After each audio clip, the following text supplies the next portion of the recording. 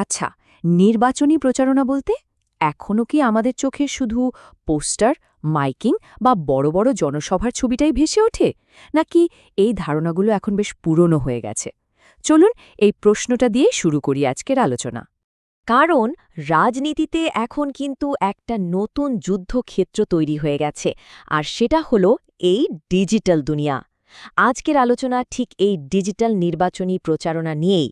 আমরা দেখব কিভাবে এই নতুন প্ল্যাটফর্মগুলো ভোটের সমস্ত কৌশলকে একেবারে আমূল বদলে দিচ্ছে। তো এই পুরো ব্যাপারটা বুঝতে আমরা মোট 5টা ধাপে এগোব। প্রথমে আমরা দেখব প্রচারণার এই বিপ্লবটা ঠিক কিভাবে ঘটল। এরপর জানব ডিজিটাল মাধ্যমের আসল সুবিধাগুলো কি কি। তারপর একটা ডিজিটাল ক্যাম্পেইনের একদম ভেতরে ঢুকে দেখব এর গঠনটা কেমন হয়। বুঝব বিশ্বাস অর্জনের গুরুত্বটা ঠিক কোথায়। আর সবশেষে নির্বাচনের ভবিষ্যৎ নিয়েই কথা বলব। তাহলে চলুন প্রথম ধাপটা দিয়ে শুরু করা যাক। এই যে প্রচারণার বিপ্লব, কিভাবে রাস্তার মোড়ের আড্ডা থেকে রাজনৈতিক আলোচনাগুলো সোজা আমাদের সবার মোবাইল স্ক্রিনে চলে আসলো।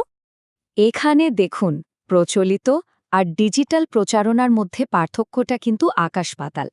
একদিকে একটা জনসভায় হয়তো হাজার হাজার মানুষ আসে, অন্যদিকে একটা ভাইরাল ভিডিও চোখের পলকে লক্ষ লক্ষ মানুষের কাছে পৌঁছে যায়। ভাবুন একবার, জনসভার প্রভাবটা হয়তো কয়েক ঘন্টা থাকে, কিন্তু ডিজিটাল দুনিয়ায় একটা কন্টেন্ট বছরের পর বছর ধরে থেকে যেতে পারে। আর সবচেয়ে বড় খেলাটা হয় ডেটা নিয়ে। মানে পুরনো পদ্ধতিতে ফলাফলটা ছিল অনেকটা অনুমানের উপর নির্ভরশীল, কিন্তু এখন প্রত্যেকটা লাইক, শেয়ার, ক্লিক সবকিছু একদম নিখুঁতভাবে মাপা যায়। আর এর পেছনের কারণটা তো আসলে খুবই সহজ।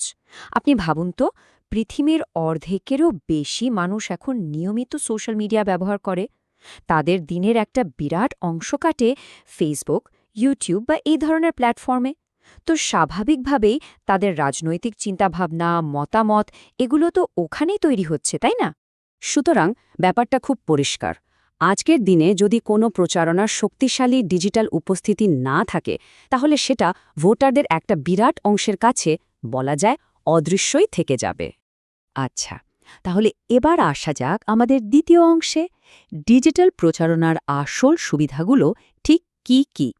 মানে এর শক্তি, এর নির্ভুলতা আর এর স্থায়িত্ব, এগুলো কিভাবে কাজ করে। দেখুন, ডিজিটাল মাধ্যমের শক্তিটা মূলত 3টে জায়গায়। 1 নম্বর হলো এটা ভোটারদের সাথে যোগাযোগের একটা 24/7 খোলা দরজা, মানে যখন খুশি তখন কানেক্ট করা যায়। 2 নম্বর হলো এটা একটা স্মার্ট মাধ্যম, মানে সবার জন্য একই বার্তা নয়, বরং নির্দিষ্ট কিছু ভোটারের জন্য নির্দিষ্ট বার্তা পাঠানো যায়। আর 3 নম্বর, যেটা খুবই গুরুত্বপূর্ণ, তা হলো প্রত্যেকটা কাজের প্রভাব ডেটা দিয়ে নিখুঁতভাবে মাপা সম্ভব। এই যে নির্দিষ্ট বার্তার কথা বললাম, সেটা কিভাবে কাজ করে? এই দেখুন, ভোটারদেরকে নানাভাবে ভাগ করা যায়।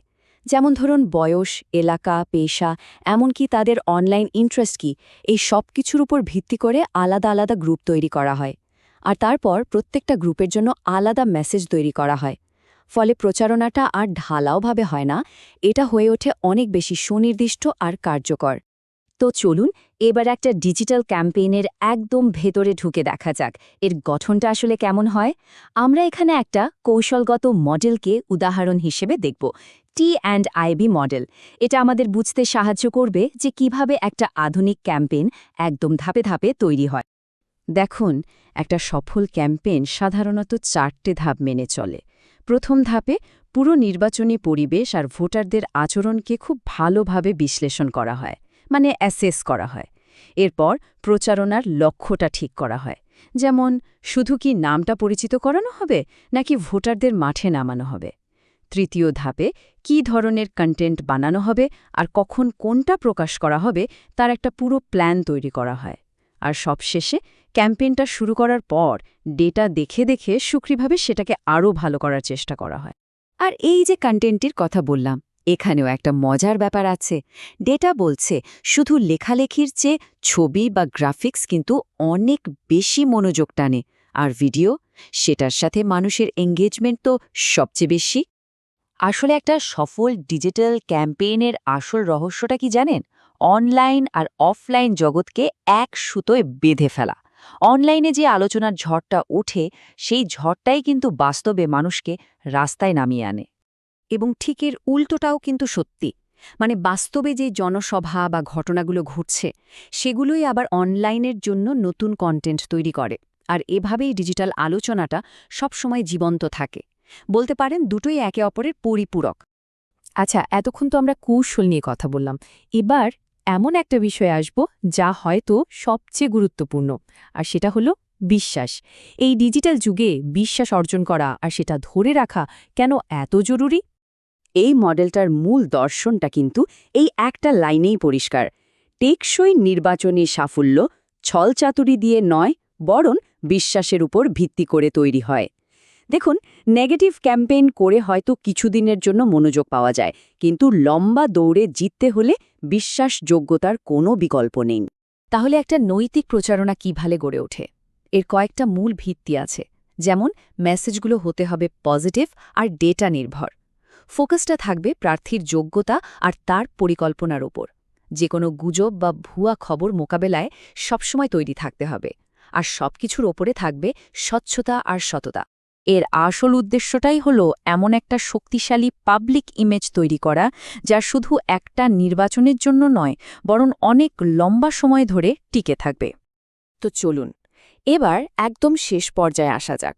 এই যে এত বড় একটা ডিজিটাল পরিবর্তন আমরা দেখছি, এর ফলে নির্বাচনের ভবিষ্যৎটা কেমন হতে যাচ্ছে? এর আসল মানেটা কি?